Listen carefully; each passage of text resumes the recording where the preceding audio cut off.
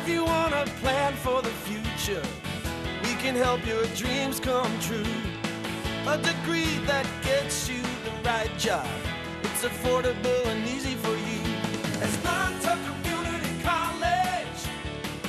Friendly people that know who you are. Asnuntuck Community College.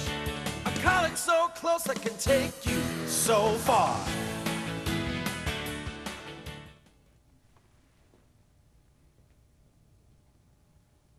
Welcome, viewers, to Asnuntuck's Changing Lives show.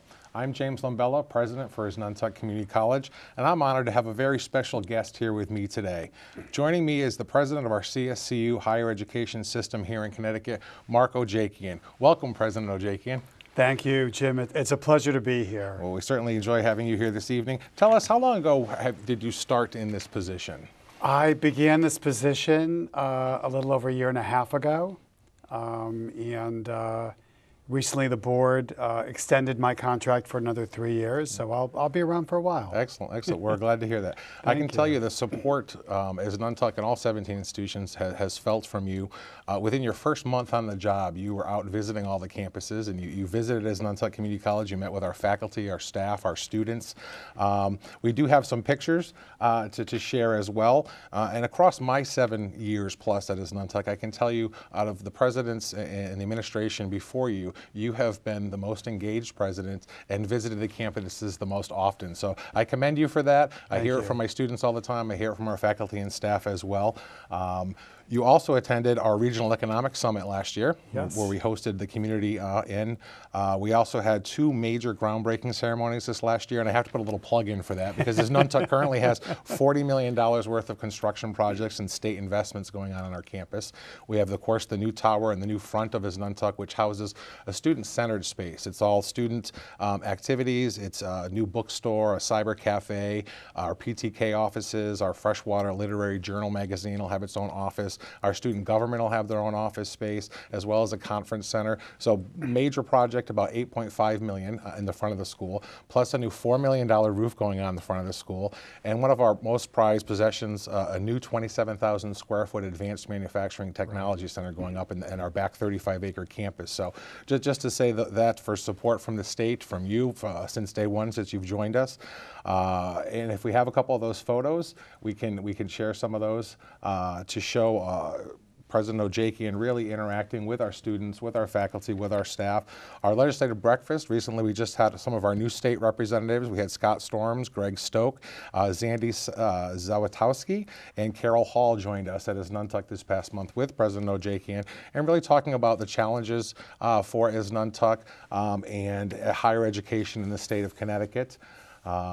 Tonight, really, I invited you on the show because I thought it was a great opportunity for our students and for our viewers and our community members, because this airs between 8 and 12 different towns across northern Connecticut here. And really just to get to know a little bit about you, your first experiences with our students, with our system, what your vision is as we kind of move forward. Over the last year, I guess my first question is, what have you discovered about our students that may have helped inspire or guide your vision of our system as we grow? Was there anything surprising as you first started visiting the campuses? There was, Jim, and first of all, I think it's important for any new leader to actually go to the campuses, to meet with the faculty, meet with the staff, but especially meet with the students, because you really need to listen and understand what their goals are, what their dreams are, what their challenges are, in order for you to be an effective leader. And I think the most surprising thing to me, especially about our students, for example, at Asnuntuck and other community colleges, were how hardworking they were, how they were working through so many personal and educational challenges to be able to stay in school, get an education, and ultimately graduate. People working 2 and 3 jobs, people caring for elderly parents or single moms, taking care of their children, people with no cars, people who had to rely on public transportation to get to school. So I was very excited to hear firsthand about what their challenges were so that I could go back and provide them with I think, more opportunity to stay in school and graduate, because ultimately we want people to have the option of having an education and having a better life in the future. So I still go around, still meet with the students. It's the most enjoyable part of my job, is to actually sit and meet with students. Okay, and I think we have a couple pictures we can bring up here. I did let some of our students know this is our legislative breakfast this past month. So there we are with our new state representatives, as well as our 2 student speakers that morning that really talked about Asnuntuck and the impact education has had on their life. And I'm sure you agree with me, the students, those testimonials are sometimes the most powerful and affirming for why I'm a president. And I'm sure you felt that impact, as I can hear from you, that you know, changing lives, which is what we're all about here today, really has that impact. If we can bring up a couple more pictures here, we can take a look at some additional student photos. This is when the welding students presented you with the state seal and your my name and your name, yes. And I can attest, students, I can tell you, I've been to Hartford and I've been in President Ojakian's office, and I've seen that hanging there. Absolutely. Proudly displayed in his office. So our students were very proud to present you with that on your first visit to Asnuntuck. Our next photo here that we have coming up, let's see what, I believe we have a couple more with students from your other visits. Oh, this one was a very exciting day. You came down and joined us for the largest gift Asnuntuck Community College ever received, our largest single donation from United Bank.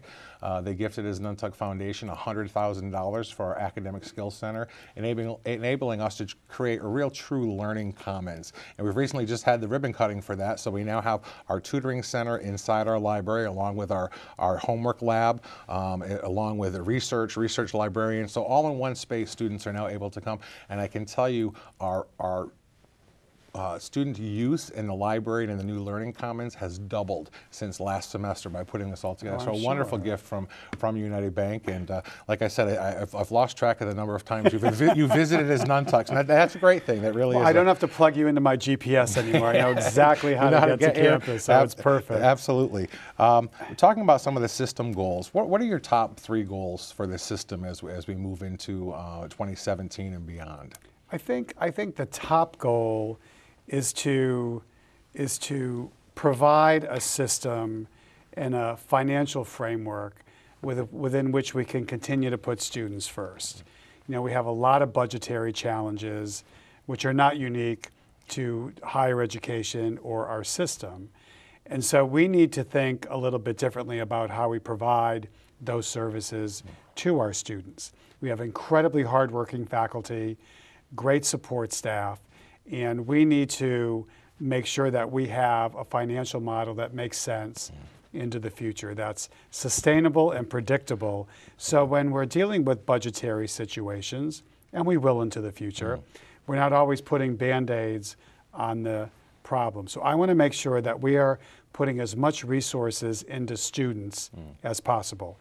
Instruction and services should be our priority for our students. I also want to make sure that we have the proper technology in place as we move into the future that really help our students and help our staff monitor student performance and student goals. Sure. I am not a technology expert. As a matter of fact, my grandson still needs to program my phone at 11 years old. But I know that the way that students communicate now is through their phone, through their apps. And we need to adapt to that way of doing communication to our students. So we have a lot of work to do ahead, but I want to make sure that our focus continues to be on students first. Absolutely, absolutely. What a great message.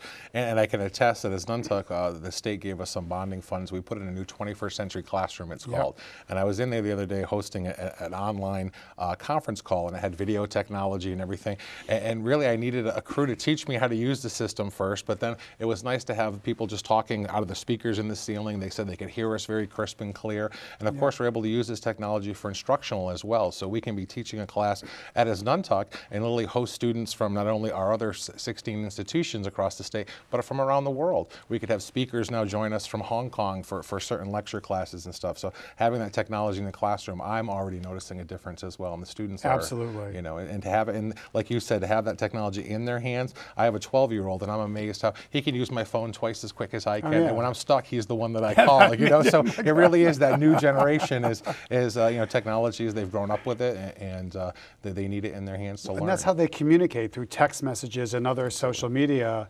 formats, as opposed to the traditional email that we're used to communicating with. So it's an exciting time to be in higher education. Sure, sure.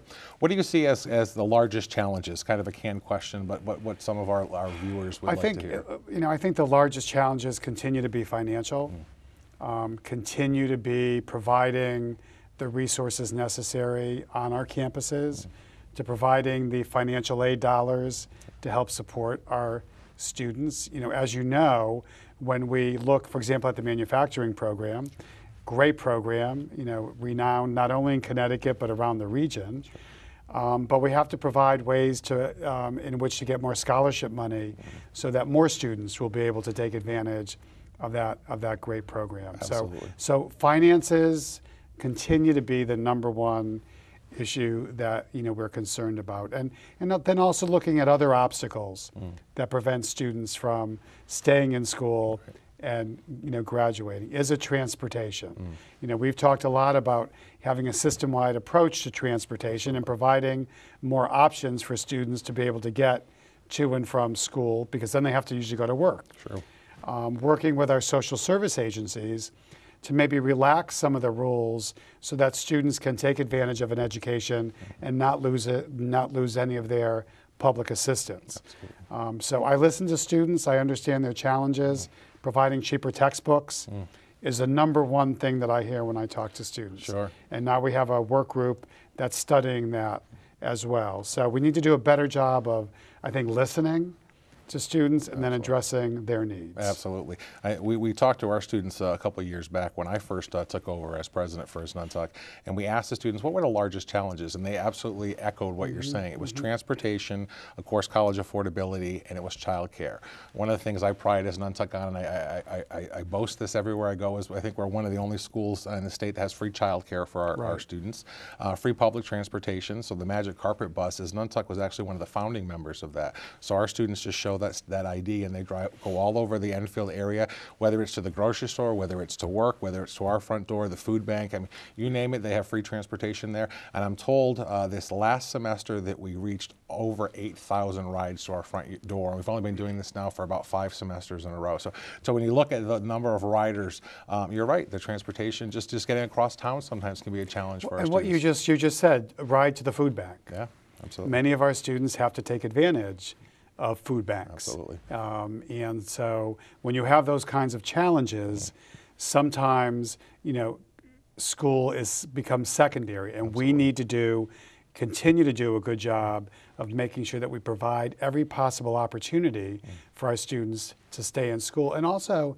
to replicate best practices across the system. Absolutely. The reason you have a system is to take the best of the parts and make it a whole. Absolutely. And I think some of the great things you're doing at Asnuntuck, we're now looking to replicate in other places. That's the purpose of having one system of 17 institutions. Absolutely. The collaboration has been phenomenal since you've come on board.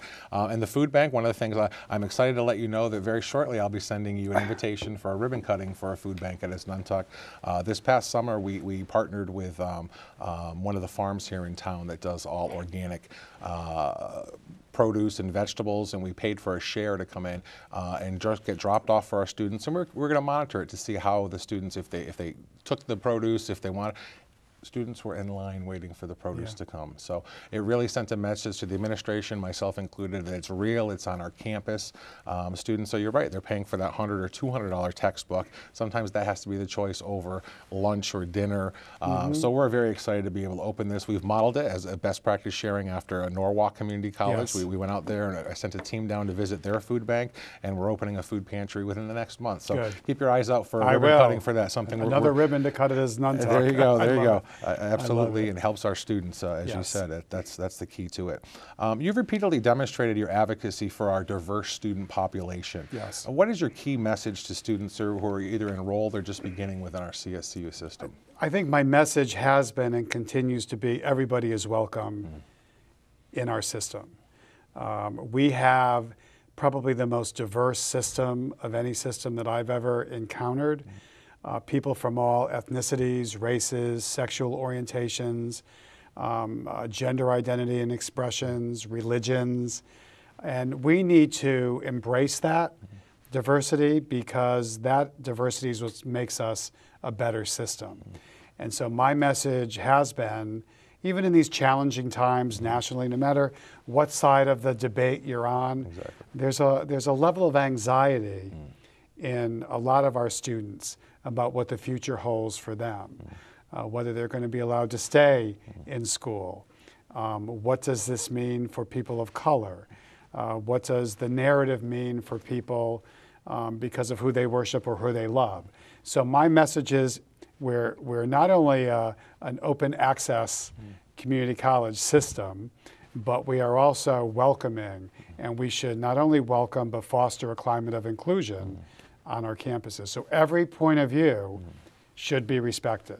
You know, Jim, the hardest thing to do is to listen to somebody's opinion when you are diametrically opposed to their point of view. Very true. Very true. It very takes a hard. skill to stay restrained and to... And that skill you will take with you as you leave school and go into the workforce. Agreed. Because it's a very different workforce than the workforce I entered back in the Civil War days, I like to say. But it's very, very different. And so by having a college campus environment where there is freedom of expression, freedom of speech, and a thoughtful dialogue, I think it serves all of our students better for the future. Absolutely. I couldn't agree more, and you've sent some messages to the student body, to the faculty and staff that mirror exactly what you've said. And the feedback that I've gotten from those individuals on our campuses is that it was very refreshing to have a president that really was embracing that and acknowledging the diversity across our campuses. So again, I commend you for that, and I agree, our campuses need to be a safe space for individuals to be able to express themselves. Right, and not intellectually safe. I mean, people kind of confuse when I say safe. Right. They need to be physically safe. Correct. But I want to challenge people to think differently, to think out of the box, and to really explore different opportunities. So intellectually safe, no. Physically safe, yes. Agreed, agreed. And explore opportunities. One of the things you were very supportive of Asnuntuck and myself when we went forward to ask the Board of Regents about tuition, in-state tuition prices for Massachusetts residents. You were one of the first to acknowledge that 2.5 miles from Asnuntuck's front steps is Western Massachusetts, population of hundreds of thousands of individuals. And if you look at 91 every day, the 91 corridor, which is a mile away from our campus, the individuals traveling from Western Mass into our state, part of our workforce, and vice versa, going both ways. What do you? Some individuals have said, you know, is that taking away from the Connecticut community college students as opposed to, you know, an out-of-state student? And what are your thoughts on that? Well, first of all, you know, you and your team are to be commended for your entrepreneurial approach to these kinds of issues. You know, we're competing for a limited amount of students, not only in Connecticut, but regionally as well as nationally. And we need to think out of the box and have some of these programs to attract more students into our system. Absolutely. So I was very supportive of that initiative. It does not take away from Connecticut residents. We have the capacity in our institutions to provide this. So I think we've seen a 34% increase in your enrollment from Massachusetts folks. We've also now started a pilot at Western Connecticut State University to allow them to offer in-state tuition to New York residents that are right over their border. And preliminary indications are that their applications are up 135% from New York residents. So we have to think a little differently about how we do things. And if I thought for a minute we were taking away from Connecticut residents, then I would not be as supportive, but we're not. Absolutely.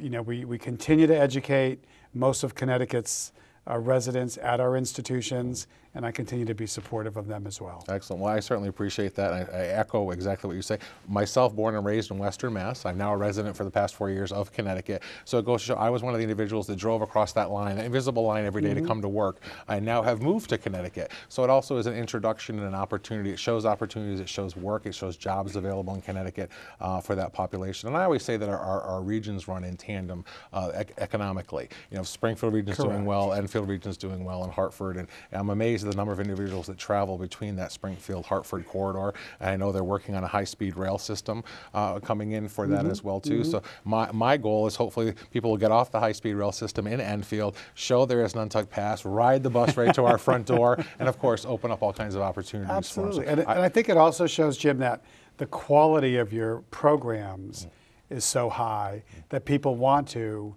travel, even if it's a few miles. From Massachusetts to Connecticut to go to Asnuntuck. So Sure. On that point, we did a study. We actually showed that the Connecticut community college student coming to Asnuntuck travels 9.2 miles to get to our campus on average. Our Western Mass student travels 9.4 miles to get to our campus. So it's, if you draw a circle around Asnuntuck, we have that Western Mass. So those individuals that are our catchment basin are taking advantage of those opportunities. And like you said, certainly hope that they fuel our economy and join our workforce here in Connecticut. What is your opinion? How do we convey the importance of higher education and the impact it carries within our economies to the legislators and to policymakers in Hartford? Well, I think we have to take perhaps a two-prong approach. First of all, the best spokespeople we have for our quality of education are our students. And in a couple of weeks, we'll be going in front of the Appropriations Committee again, and I'll be testifying during the day. But you know, people don't want to hear all the time from me. And we'll be showcasing our students in front of appropriations later in the day, and they make the most positive impact on people that make those decisions. The other piece of the puzzle is to make sure that the business community is also out there publicly supporting what we do. We provide the folks that go into their businesses and have jobs. So we're a pipeline. Into the employers of the state of Connecticut. So we need to make sure that we memorialize those relationships, as well as make sure that we ask businesses to promote us, in front of the legislature, in front of the governor, in front of the people that make, the decisions. For too long, the quality of our educational system has been a well-kept secret. I would agree. And now we're about to embark on a whole new marketing campaign to make sure that everybody knows, who we are and how good we are and can be.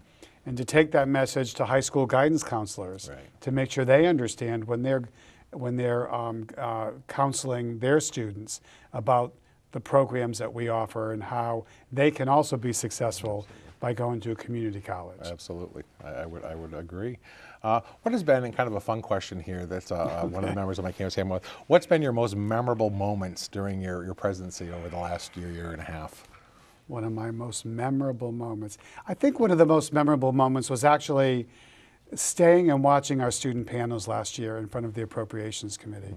We had people from all different parts of life, all different races, ethnicities, all different ages, go up and actually talk to the legislature about what their hopes and dreams were and how the legislature could help them achieve those dreams. I actually stayed for those panels and was really struck at how not only sincere but thoughtful, articulate the students were. And then as I travel around the campuses to see how hardworking these students are. I mean, they don't take anything for granted. And so my role is to be their advocate, to be a resource, and to be out there every day that I can be to make sure that we have all the resources possible to make good on our promise to them. Absolutely, what a great, and truly for a memorable moment, and I agree with you, I was there last year listening to the students, the impact of how we're changing lives and how the higher education is changing their lives and giving them opportunities. So, absolutely. So I would agree with you. Absolutely. That's a wonderful, memorable moment. What impressed you the most about our students, both the 2-year level and 4-year level, as you visited the campuses? Well, I think the diversity of our student body, the thoughtfulness of our student body. I recently attended an anti-discrimination day, for example, at Central, and I was really struck by how diverse even that day was. And I was also struck at the way that we allow, or we embrace freedom of expression. For example, during the national anthem, there were law enforcement folks there. Some law enforcement, saluted and put their hand over their heart. Some of the students knelt. Colin Kaepernick started that whole, we need to understand what people of color go through in this country. Sure. And so that was their way of expressing their sentiments on that. And there was no problem. Everybody respected everybody else's right to convey their expression. So I'm just struck by how hardworking, thoughtful, and diverse our student population is, and how they learn from each other. I mean, that is really one thing that I've been struck by. So I would agree, and it's amazing the number, when I talk to students, the number of jobs that some of them hold to be able to afford their education, and how hardworking they are, and they're determined, the determination there and perseverance. So I absolutely agree. As we come down to close to our 2-minute mark, two-minute warning. 2-minute warning, yes. Our 2 final questions for you. One, Sure. If I gave you a $10 million blank check that you could spend in our system, no strings attached, how would you spend it? I would probably make sure that every student that couldn't afford to go to our institutions because they exhausted their financial aid or they had to, to work, had that opportunity, and we could provide much needed scholarships to many of them. I would also make sure that we focused on providing our institutions with more full-time faculty, full-time tenure-track faculty, who are, not that there's anything wrong with adjuncts. I don't want all the adjuncts to call me tonight on the phone. Right. But I really believe that that a full-time faculty member provides a great commitment to the institution. And then I would also look to recruit more faculty members that actually look like the students we teach. Sure. I think we don't have enough diversity in our faculty pool, and I would like to see that change. So I would use that $10 million wisely, but it would only be a drop in the bucket, I think, to what we would need. I agree with you. I agree with you. And my final question, as a final opportunity to the viewers this evening, when they're walking away from today's show, if they had to remember one message that you sent to the community, to prospective students, to this region, what would that message be? I think the message would be, we educate Connecticut citizens. We educate working people in Connecticut. We have 85,000 students in our system, and 92% are from Connecticut. And 78% stay in Connecticut and find jobs, some immediately after they graduate, some within 2 quarters after they graduate. So we're about Connecticut. We're about making sure that we have an educated workforce and that we have a much better educated citizenry in general. Absolutely, absolutely.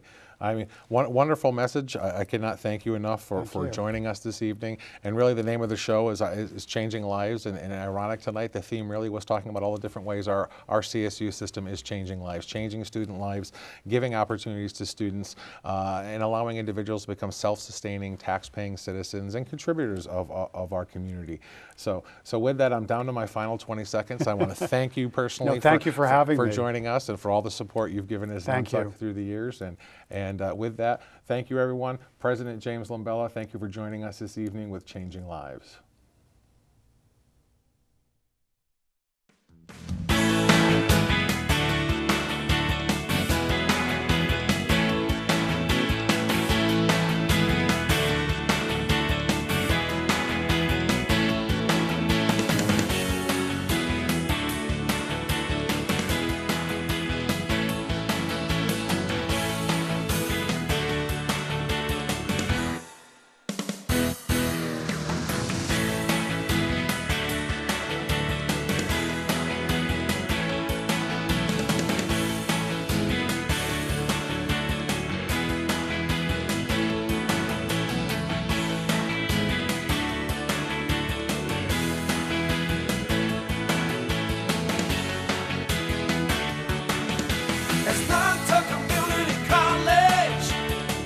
so close it can take you so far. Asnuntuck Community